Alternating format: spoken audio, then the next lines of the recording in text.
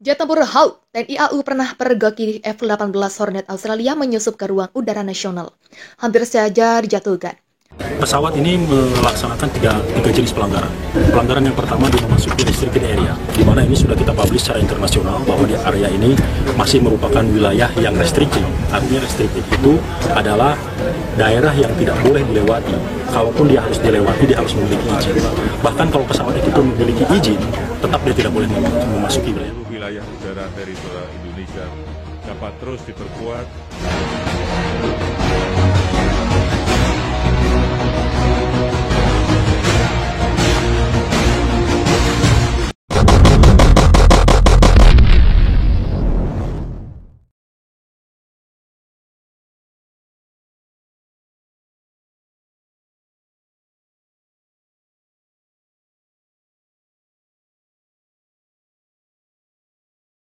Penguasa ruang udara nasional oleh tentara langit kita mutlak dilakukan.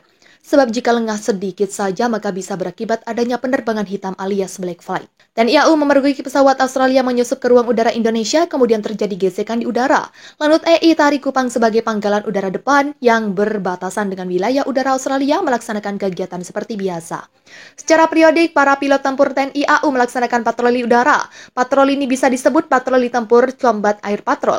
Lantaran Panglima Komando Operasi Pangkos Psal 2 pemerintahkan tembak jatuh pesawat apapun yang melintasi wilayah udara Indonesia tanpa izin karena situasi panas saat ini. Unsur yang digunakan untuk patroli udara adalah A4, Skyhawk, Hawk 109-209 dan F-16. Masing-masing pesawat dipersenjatai kanan kaliber 20 mm dan rudal udara ke udara AIM, 9 Sidewinder, mungkin hanya OV. 10 Bronco saja yang tak dilengkapi rudal. Briefing sebelum penerbangan dilakukan dipimpin oleh Dan Launut.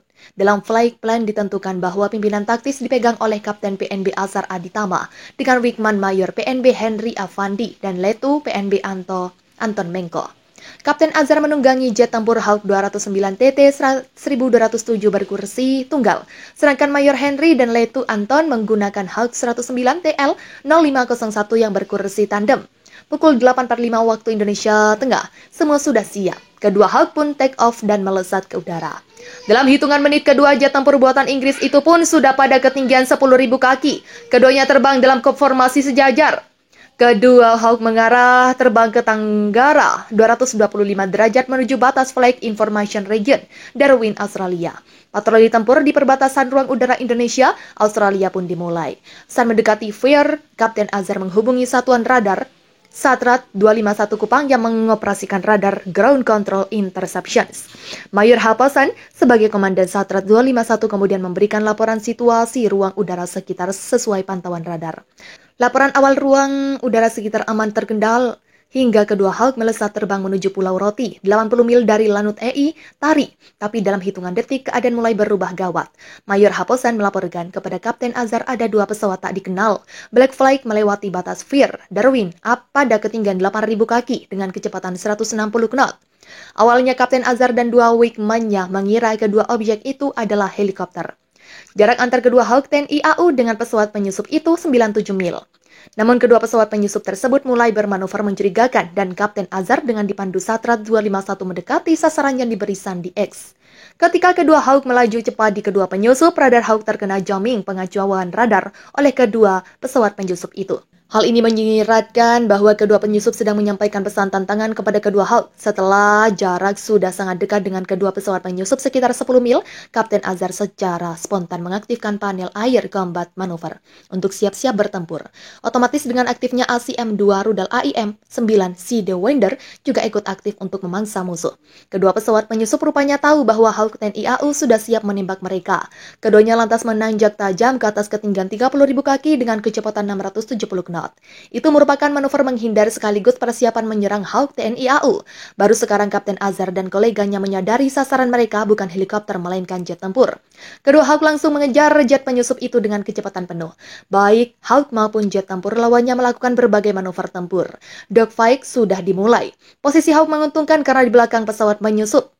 Radar Hawk pun sudah mengunci satu salah satu pesawat musuh tinggal rudal diluncurkan. Tapi Kapten Azhar belum menembak lantaran tidak ada perintah dari pimpinan. Dalam kondisi sangat penting tersebut, tiba-tiba kedua pesawat musuh berbalik arah dan menuju dua Hawk TNI AU. Dalam hitungan detik, kedua pesawat musuh berpapasan dengan Hawk. Kapten Azhar sekarang bisa melihat secara visual jet apa yang ia kejar. F-A-18 Hornet Australia, teriak Kapten Azhar. Hati Kapten Azhar dan dua wingman-nya merasa kecut, kesal lantaran tadi bisa saja ditembak F-A-18 Hornet tersebut karena sudah masuk tanpa izin ke wilayah udara Indonesia. Sebenarnya Kapten Azhar sudah minta izin untuk menembak kedua Hornet, namun pimpinan hanya berkata, bayang-bayangi dan identifikasi. Kedua FA-18 Hornet Australia kemudian tancap gas kabur ke Fir, Darwin karena aksi selonong boy. Mereka ketahuan dan hampir dilalap Hawk TNI AU. Kedua Hawk kemudian kembali ke pangkalan di Lanut EI Tari, Kupang.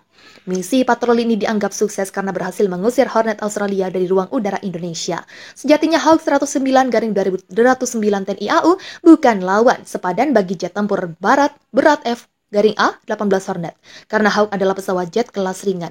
Untung saat itu TNI AU belum kedatangan Sukhoi Su-35, kalau yang mencegat F-A-18 Australia sekelas Sukhoi bisa lain ceritanya. TNI Angkatan Udara mengerahkan 2 unit pesawat tempur jenis F-16 Fighting Falcon untuk memaksa turun atau force down pesawat Australia di wilayah udara Sumatera, tepatnya di Lanut Roismin Nurjadin. Pekanbaru Senin, pergerakan pesawat asing terpantau radar Kosek 1. Menurut Kadis Operasi Lanut Roismin Nurjadin, Letkol PNB Ausri Effendi Rangkuti, dari pantauan radar Kosek 1 dilaporkan bahwa terdapat satu pesawat Australia yang melanggar wilayah udara Riau. Sebab itu, 2 jet tempur dikerahkan untuk mengidentifikasi. Sementara proses identifikasi berlangsung, seluruh unsur yang berada di Lanut RSN pun diperintahkan untuk bersiaga penuh, ujar Effendi melalui keterangan tertulisnya pada Selasa. Karena tidak mengindahkan imbauan untuk keluar dari wilayah udara Riau, maka pesawat tempur Skadron Udara 16 dengan Skalskin Psych Raider Flight mendapatkan perintah untuk melaksanakan force down. Setelahnya pilot tersebut dibawa ke RSAU Dr. Sugirman untuk dilakukan pengecekan kesehatan. Tim intelijen Lanut RSN melakukan interogasi kepada pilot dari pesawat asing tersebut guna mendapatkan data dan informasi yang diperlukan, katanya. Pasalnya, pesawat milik Australia yang diterbangkan itu masuk tanpa izin dan tidak memiliki kelengkapan dokumen penerbangan. Kepala Dinas Penerbangan TNI AU Marsma TNI Inden Gilang Buldansyah mengatakan, sebagai negara yang berdaulat, Indonesia berkewajiban menjaga kedaulatan wilayahnya, termasuk wilayah udara.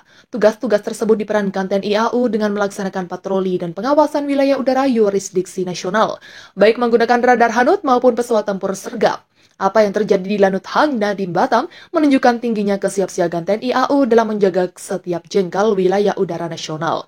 Kita tidak akan toleransi terhadap setiap bentuk pelanggaran wilayah udara, ujar Kadis Penau Sabtu.